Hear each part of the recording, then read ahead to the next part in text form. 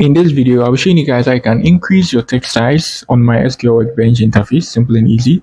So mostly you would have to go to your edit, you go to your preferences and the rest. I'm going to show you guys a shortcut to do this. So place your cursor on any part of your screen like this.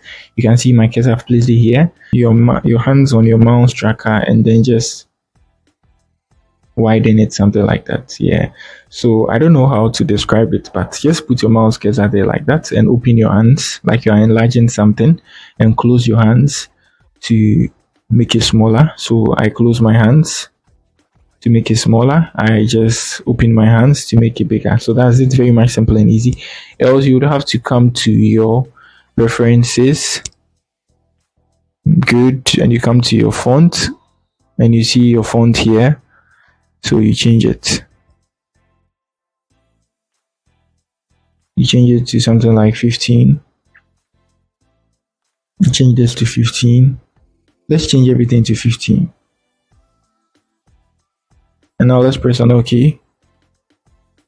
Good. So for it to take effect, we will have to restart our app once again, and it's going to take effect. So now let's come here. You can see my text. Since I change it to 15, it becomes bigger compared to this here.